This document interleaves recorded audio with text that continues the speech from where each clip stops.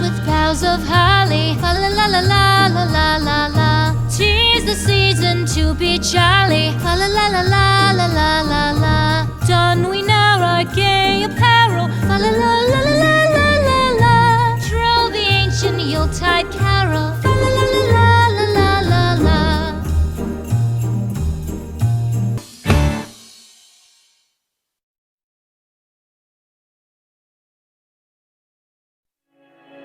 Dear children, before we begin this class, let us start with a small prayer. Let us stand up and recite the prayer shown on the screen. We thank you, Lord Almighty, for having brought us together in this catechism class to study and pray, and also to know and understand the divine revelations that God has prepared for us. We submit ourselves before the fellowship of the Most Holy Trinity. We pray along with the psalmist, "It is you who light my lamp, the Lord my God lights up my darkness." O Jesus, who shines as the everlasting light in our lives, we pray to you to preserve us under your mighty protection in all our deeds of this year. Mother Mary, who strengthened your Son during his times of suffering, intercede for us. Amen. Before we start, let me give you a few general instructions. The first one, please subscribe this YouTube channel to get notified for the latest updates of online catechism teachings. Second, plug in earphone for better listening and learning. Third, follow the instructions of the teacher, such as for praying before and after the class, to do the class activities, homeworks, class tests, etc. Fourth, your class activities and homeworks could be submitted to your respective catechism teachers of your parish. Fifth, in case of any queries or doubts related to the chapter, you may mention it in the comment section of this YouTube channel. Hi everyone. In this video, we are going to discuss about the 6th chapter, that is Church, the Priestly People. Before that, we will just revise what we have learned in the 5th chapter. So now let's revise what we have learned in the 5th chapter, that is Church, the Body of Christ. Saul was a committed Parsi. He could not accept Jesus and wanted to blot out that name from the face of the earth. One day, while going to Damascus, he was struck by a lightning from the sky and fell to the ground. He heard a voice speaking to him, "Saul, Saul, why do you persecute me?" Saul said, "Lord, who are you?" He was told, "I am Jesus, whom you are persecuting. But rise and enter the city, and you will be told what you are to do." Saul understood the significance of the light that struck him. It was Jesus of Nazareth. And this incident made him believe that while he was persecuting the Christians, he was persecuting Christ himself. Church, the body of Christ. The church is the body of Christ. Christ is the head of the body, that is the church. We are the members of this body. Jesus nourishes the church. Jesus ensures his constant presence in the church through the word of God, the sacraments, and fellowship in the church. He leads us through these words and nourishes us day after day through the Holy Eucharist. Various ministers in the church. Though there are many members in the body, each member has its own function to fulfill. This makes the functioning of body effective. Thus, each member of the church has different functions. God has called each member to distinct and various services. God has appointed in the church first apostles, second prophets, third teachers, then workers of miracles, leaders, helpers, administrators, speakers in various tongues. God gives necessary grace and gifts to each so that each can minister to the church. The one who loves Jesus loves the church. Just as we love Jesus, we should love his body, the church. We cannot love Jesus apart from the church, nor we can love the church apart from Jesus. We can love the church only if we see in it Jesus. Jesus Christ lives in the church, and through the church he leads us, teaches us, and sanctifies us. So now let's move on to the 6th chapter, that is Church, the priestly people. Now we have seen Church, the community of redeemed, believers led by the Spirit, body of the Christ. Now we are going to see Church, the priestly people. As we know, recently the people who responded to God's call towards priesthood is very less. There might be many reasons like lack of knowledge, value, dignity, beauty, and benefits of the priesthood. And we will understand how we also become the part of priesthood. In this chapter, we are going to study about how church is called as a community of priestly people. What were the duties, work of the priest in the Old Testament and New Testament, and how priests are related with God and believers. As we have learned in the past chapters, how God saved people of Israelites from the slavery of Egyptians under the leadership of Moses. So while crossing the desert, God called Moses on Mount Sinai. God told Moses while making covenant at Mount Sinai, "Now, therefore, if you will obey my voice and keep my covenant, you shall be my possession among all the people. For all the earth is mine, and you shall be to me a kingdom of priests and a holy nation." As a continuation of the covenant at Mount Sinai, Moses anointed Aaron and his sons as the priest and instructed them to do the duties of priest for the sake of Israel. This is the beginning of Israel's history of priesthood. A priest in the Old Testament was set apart to offer worship to the Lord, and as such, he was to be blameless and holy. His primary function was to offer sacrifices and gifts and incense to the Lord. In the name of people, he was to pray for the people and be a mediator between God and his people. A priest was to be a witness of God's holiness before his people. It was also his duty, as in Leviticus, to teach the people of Israel all the statutes which the Lord has spoken to them by Moses. So thereby, people of Israel are called to be priestly people through worshipping the Lord and offering priestly services. So now let's move on to the next subtopic, that is the priesthood of the Old Testament and priesthood of Jesus.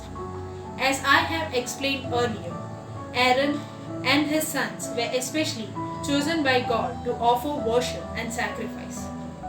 And priesthood was restricted to Aaron's family and his descendants, but the worship and sacrifices offered by him was incomplete, and the people were unable to receive salvation from their sins.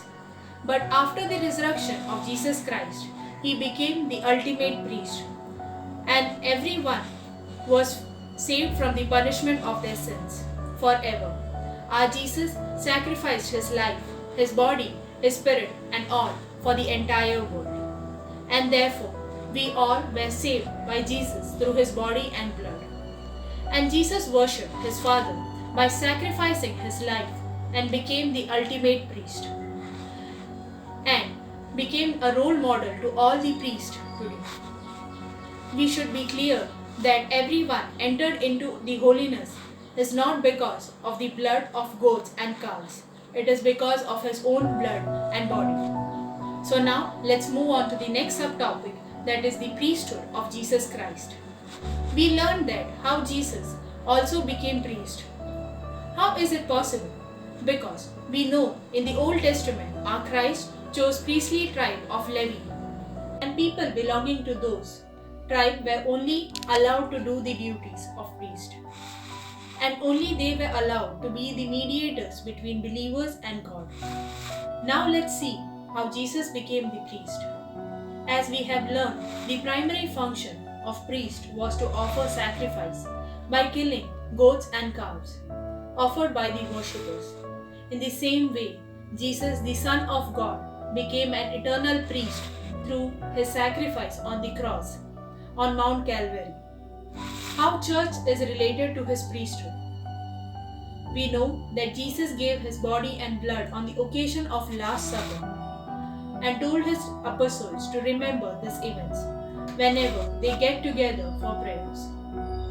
Through this participation, the church became a priestly people and a worshipping community. The members of the church became holy and redeemed and acceptable to God. So now let's move on to the next subtopic, that is, we are a priestly people. Now let's see how we become priestly people.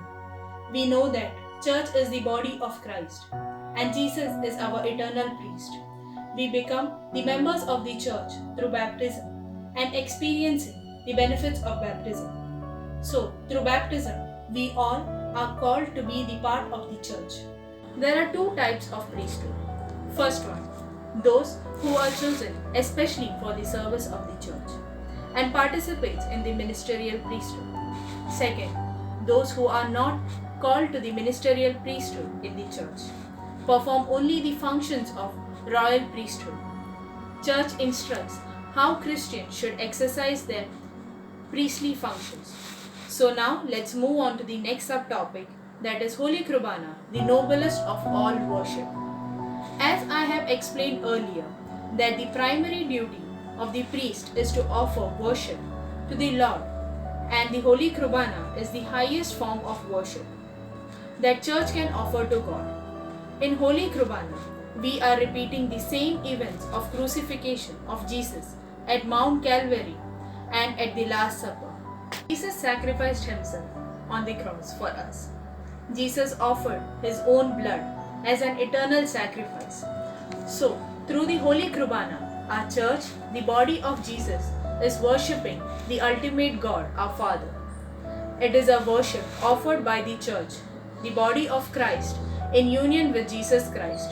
Through the Holy Kurbana, we participate in the life, suffering, death and resurrection of Jesus Christ, the eternal priest. So, my dear students, henceforth, you should be very conscious about the Holy Kurbana. And remember, Holy Kurbana is the highest and noblest form of worship of the Lord.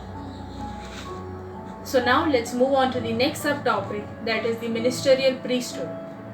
Under this topic, you're gonna learn ministerial priesthood in detail.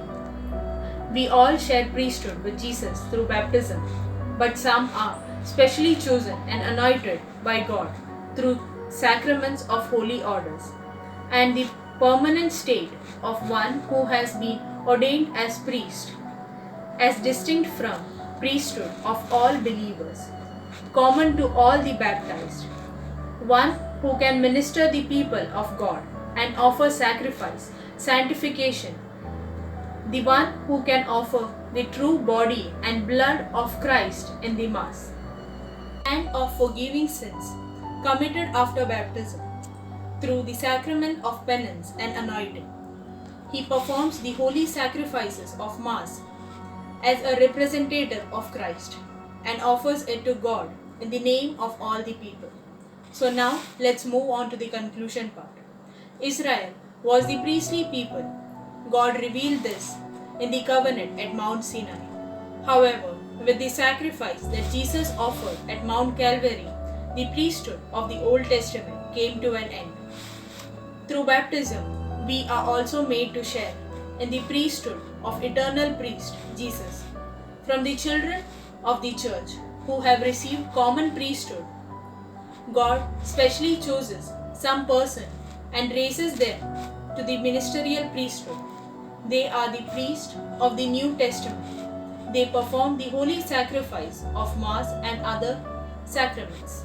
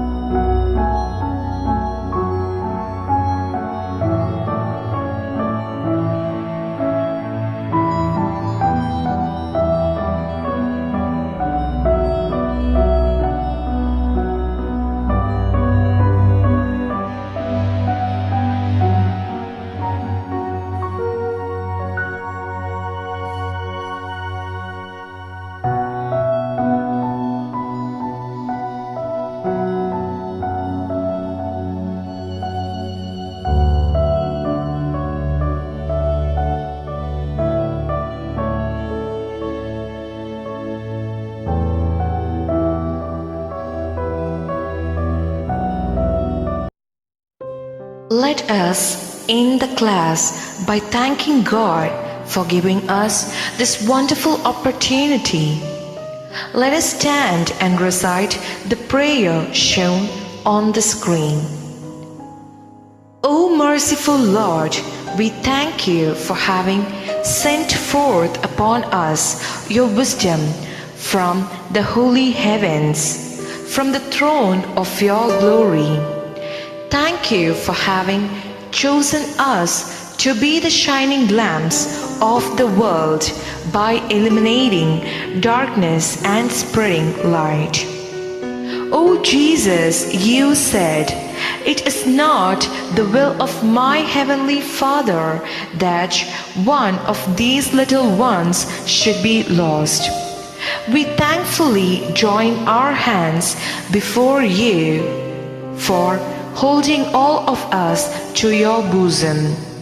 Following the example of Mother Mary, who readily accepted to be the handmaid of the Lord, we too pray that we may be strengthened to do God's will in every walk of our life. Amen.